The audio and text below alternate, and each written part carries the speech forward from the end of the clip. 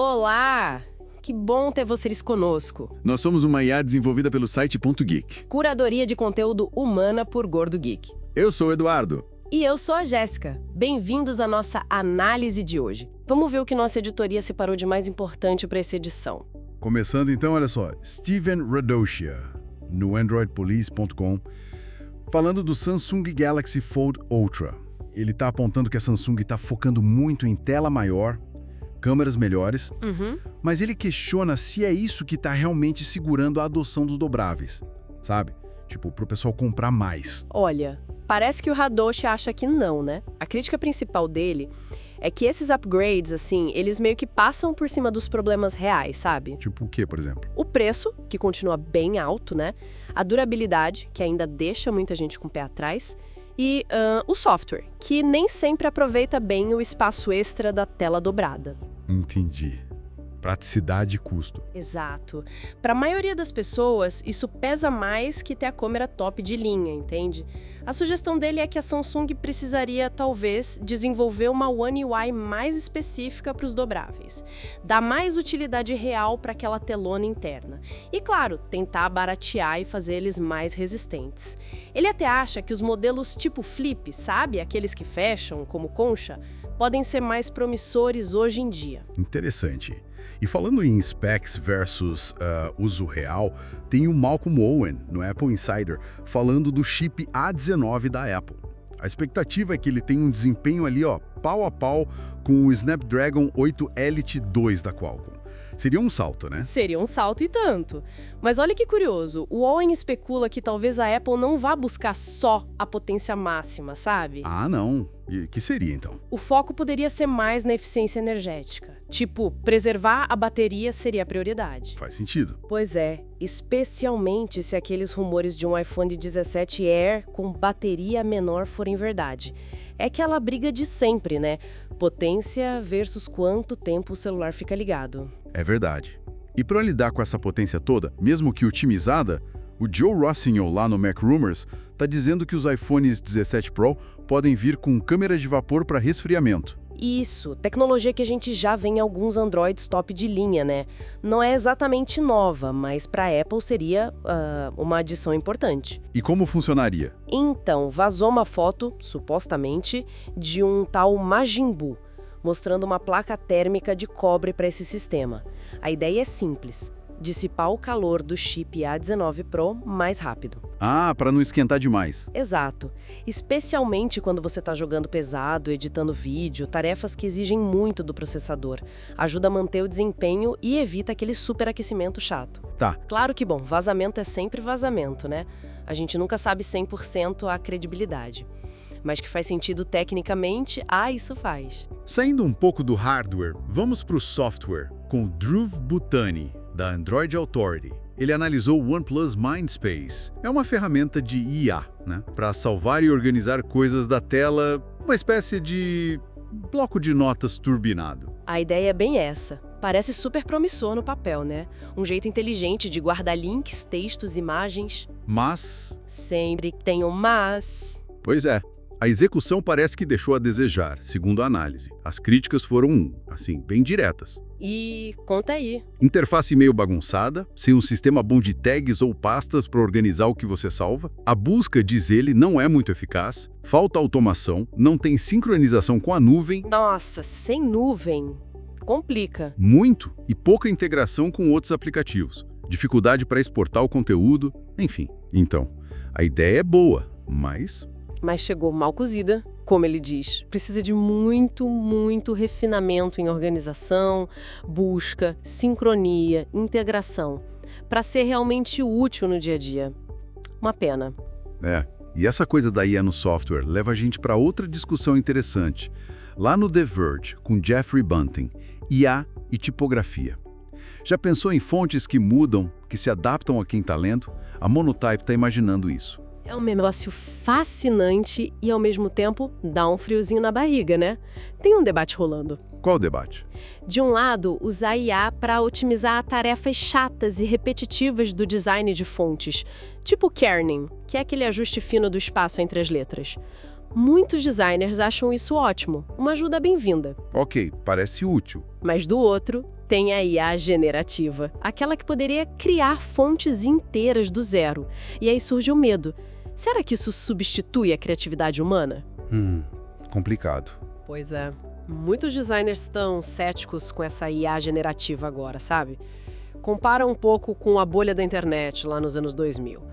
O potencial existe, mas a aplicação prática, real, ainda está meio nebulosa. Entendi. E essa cautela com IA generativa parece que aparece também no LinkedIn, né? O Anthony Ha, no TechCrunch, reportou algo sobre isso. Exato. O próprio CEO do LinkedIn, o Ryan Roslansky, admitiu que aquele assistente de IA para ajudar a escrever posts na plataforma, não pegou tanto quanto eles esperavam. Ué, por quê? Parecia uma mão na roda. A hipótese que o artigo levanta é bem interessante. LinkedIn é basicamente o seu currículo online, né? Sua reputação profissional está ali. Sim, total. Então, usar IA para escrever um post pode parecer meio falso, inautêntico, ou até arriscado se a IA falar alguma besteira. O medo de queimar o filme parece ser maior que a conveniência de ter o texto pronto. Faz todo sentido. A pessoa quer mostrar quem ela é.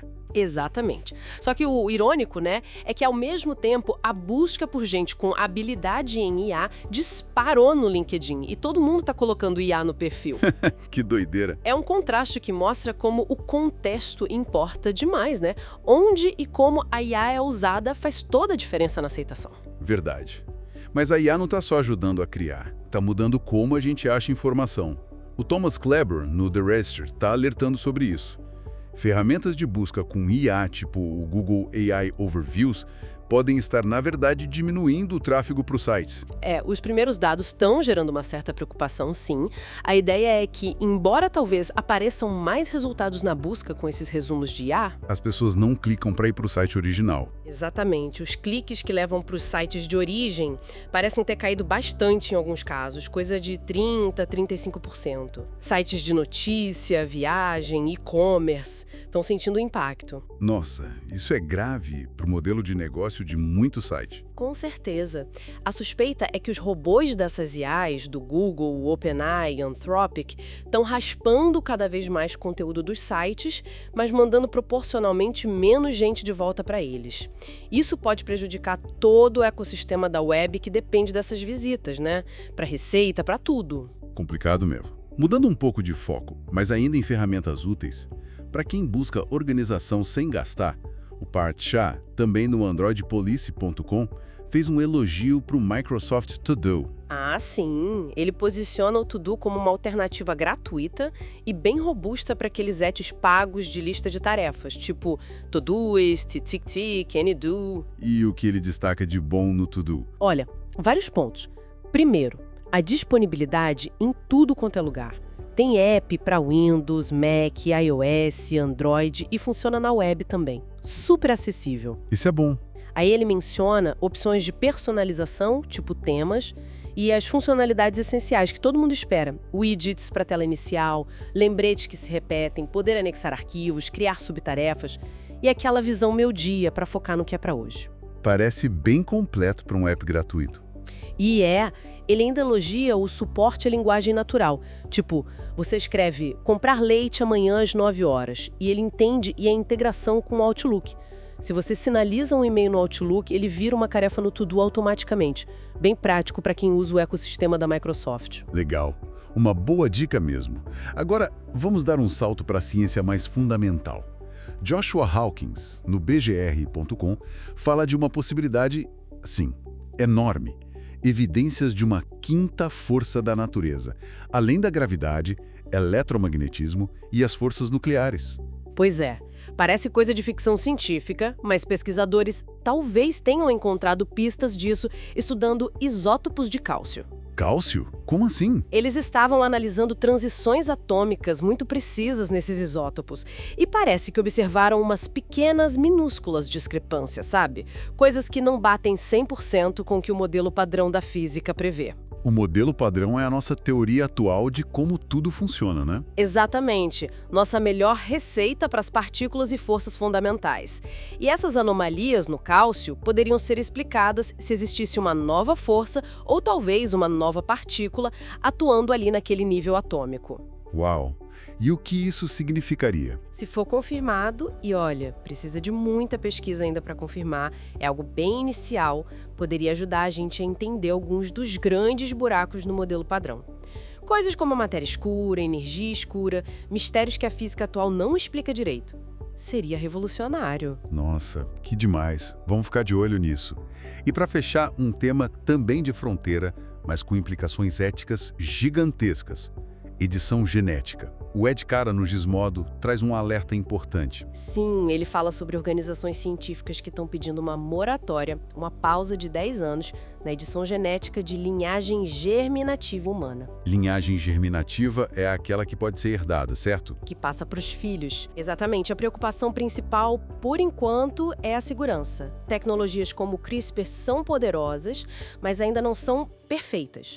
O risco de erros, de efeitos colaterais inesperados, ainda é considerado alto demais para mexer no DNA que vai ser passado adiante. Eles citam aquele caso na China, né? Isso, o caso do cientista He Jiankui, que editou os genes de bebês alguns anos atrás, é sempre lembrado como um exemplo dos perigos e da falta de ética quando se pula etapas. Mas o debate vai além da segurança, imagino. Com certeza.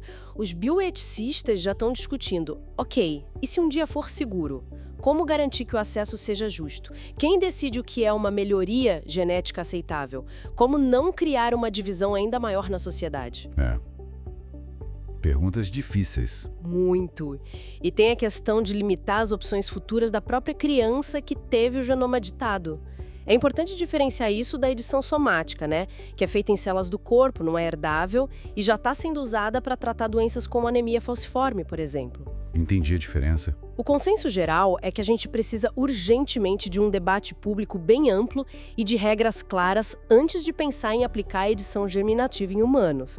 É um poder muito grande para ser usado sem muita reflexão e controle. Esperamos que essa nossa discussão detalhada tenha sido útil e, claro, interessante para quem nos ouve. E se você gostou, não esquece, deixa seu comentário, curte, compartilha com os amigos, isso ajuda muito a gente a continuar trazendo essas informações e análises. É isso aí. Muito obrigado pela companhia e até a próxima. Tchau!